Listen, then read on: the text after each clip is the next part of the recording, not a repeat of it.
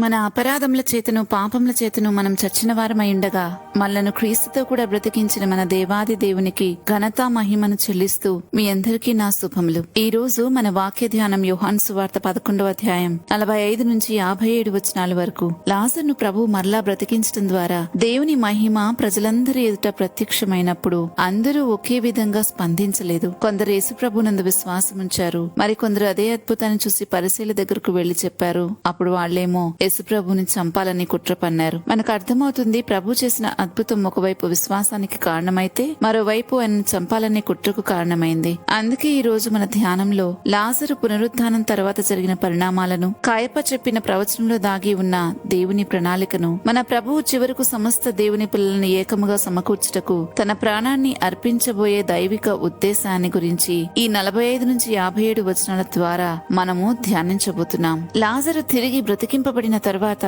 అక్కడున్న వారంతా వివిధ రకాలుగా స్పందించడం మనం చూస్తాం. ఈ లేఖన భాగంలో అందరూ ఒకే అద్భుతాన్ని చూశారు, కానీ అందరూ ఒకేలాగా స్పందించలేదు. వారి మానసిక స్థితిని బట్టి, వారి అంతరంగాన్ని బట్టి, వారి మనసును బట్టి వారి స్పందనలు మారిపోతూ వచ్చాయి. 45 నుండి 33 వచనాల్లో ముఖ్యంగా 3 రకాలైన స్పందనలు మనం చూస్తాం. కొందరు విశ్వాసంతో స్పందించారు. ఈ విషయాన్ని మనం 45వ వచనంలో చూస్తాం. అక్కడికి వచ్చిన యూదుల్లో అనేకులు యేసు చేసిన కార్యాన్ని చూసి ఆయన ఎందు విశ్వాసం ఉంచారు అని. రెండవ వర్గం వారు వ్యతిరేకతతో స్పందించారు. 46వ వచనంలో చూస్తాం, వారిలో కొందరు పరిసయ్యుల దగ్గరకు వెళ్లి యేసుప్రభు చేసిన కార్యాన్ని చెప్పారు అని. తర్వాత ప్రధాన యాజకులు, పరిసయ్యులు మహాసభను సమకూర్చి మనం ఏం చేయాలి అని ఆలోచించుకున్నారు. యేసుప్రభు చేసిన అనేక సూచక్రియలను అంగీకరించడానికి బదులు ఆయనను ఎలా అడ్డుకోవాలి అనే ఆలోచనకు వెళ్లిపోయారు. ఇక 53వ వచనానికి వచ్చి చూస్తే అక్కడ రాయబడింది వారు చంపాలని నిర్ణయించుకున్నారు అని. అయితే ఇంకొక వ్యక్తి దేవుని ప్రణాళికను తెలియకుండానే ఆ ప్రణాళికలో ఒక సాధనమై పలికిన మాటలను మనం చూస్తాం 49 నుంచి 52 వచనాల్లో.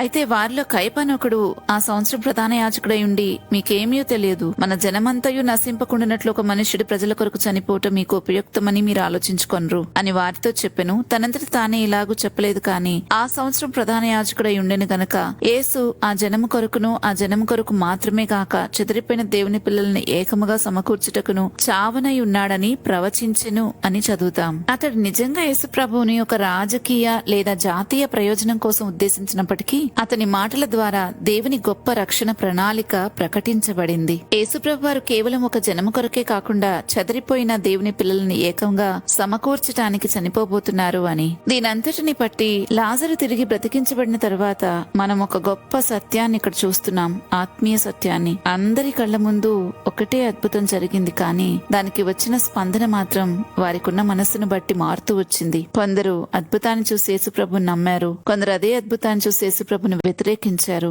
కానీ చివరికి మనుషుల వ్యతిరేకతను కూడా దేవుడు తన రక్షణ ప్రణాళికలో ఉపయోగించి యేసుప్రభు యొక్క మరణం ద్వారా సమస్త దేవుని పిల్లలు ఏకముగా సమకూర్చే కార్యాన్ని నెరవేర్చబోతా ఉన్నారు. 54 నుంచి 57 వచనాలు చూసినట్లయితే, ఇక యేసుప్రభు వారు యూదుల మధ్యలో బహిరంగంగా సంచరించకుండా ఎఫ్రాయిం అనే ప్రాంతానికి వెళ్లి తన శిష్యులతో ఉన్నట్లుగా రాయబడింది. ఇది భయంతో పారిపోవడం కాదు, తన సమయం ఇంకా రాలేదని తెలిసి తండ్రి నిర్ణయించిన సమయం వరకు తనను తాను అప్పగించుకోకుండా ప్రభు ఉండడానికి కోసమే ఆయన ఎఫ్రాయిం వెళ్లారు. ఈ యోహాను సువార్తలోని 10వ అధ్యాయం 18వ వచనంలో చూస్తారు, ఎవడనూ నా ప్రాణం తీసుకొనడు, నా అంతటి నేనే దాన్ని పెట్టుచున్నాను, దాన్ని పెట్టుటకు నాకు అధికారం కలదు, దాన్ని తిరిగి తీసుకుంటకు నాకు అధికారం కలదు అని. అంటే తాను అప్పగించుకుంటేనే తప్ప ఎవ్వరు కూడా ఆయన ప్రాణాన్ని తీయలేరు. కాబట్టి ఆయన అప్పగించుకోవడానికి ఇంకా సమయం ఉంది గనక ఆయన ఆ సమయం కోసం సిద్ధపడటానికి ప్రత్యేకంగా ఒక ఊరికి వెళ్లి అక్కడ తన శిష్యులతో సమయాన్ని గడిపారు. 55వ వచనంలో పస్కా పండుగ సమీపించింది, యూదులు తమను తాము శుద్ధి చేసుకోవడానికి ముందుగానే యెరూషలేముకు వస్తున్నట్లు రాయబడింది. వారు పస్కా కోసం తమను తాము శుద్ధి చేసుకుంటున్నారు. కానీ అదే సమయంలో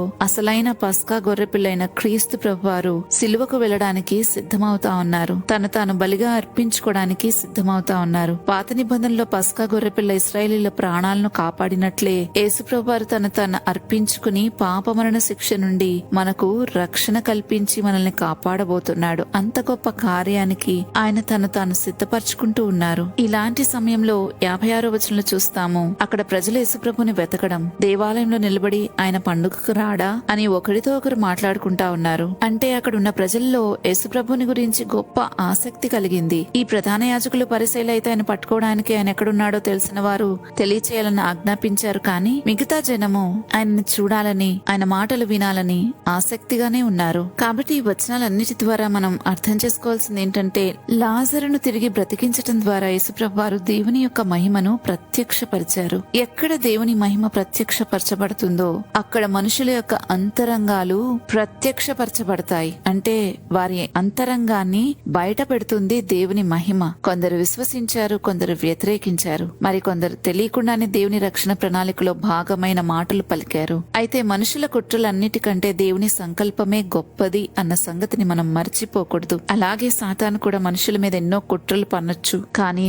దానికన్నా కూడా దేవుని సంకల్పం చాలా గొప్పది అన్న సంగతి మనము ఎప్పుడు కూడా గుర్తించాలి, మర్చిపోకూడదు ఈ విషయాన్ని. అప్పుడు మాత్రమే దుష్టుడిని ఎదిరించగలుగుతాము, లేకపోతే గివప్ చేసేస్తాము. దేవుని సంకల్పం గొప్పది అని నమ్మగలిగితే నిజంగా మన పరిస్థితులను చూసి మనం భయపడం. ఆయన చిత్తాన్ని, ఆయన సంకల్పాన్ని నెరవేర్చుకోవటానికి ఆయన సమర్థుడైన వాడు. ఇంకా నేటి మన ధ్యానంలోనికి వస్తే, లాజరుకు జీవం ఇచ్చిన ప్రభువు ఇప్పుడు సమస్త లోకానికి జీవాన్ని ఇవ్వడానికి తన ప్రాణాన్ని అర్పించబోయే పస్కా గొర్రెపిల్లగా సిలువకు సిద్ధపడతా ఉన్నారు. అందుకే ఈ భాగం మనకు చెప్తున్న సువార్త సత్యం ఇదే. ఒక మనిషి మరణం ద్వారా ఒక జనము రక్షించబడటం, మన యేసుక్రీస్తు ప్రభు యొక్క మరణం ద్వారా పాపంలో చనిపోయిన మనమందరం జీవాన్ని పొందుకుంటున్నాం. లాజరును సమాధి నుండి బయటకు పిలిచిన అదే ప్రభువు సిలువ ద్వారా మనలను పాపమరణ బంధకముల నుండి బయటకు పిలుస్తా ఉన్నారు. కాబట్టి ఆయన చేసిన కార్యాన్ని చూసి కేవలం ఆశ్చర్యపడటమో చెప్పుకోవడమో కాదు గాని ఆయన యందు విశ్వాసం ఉంచి ఆయన ఇచ్చిన నూతన జీవంలో నడవడమే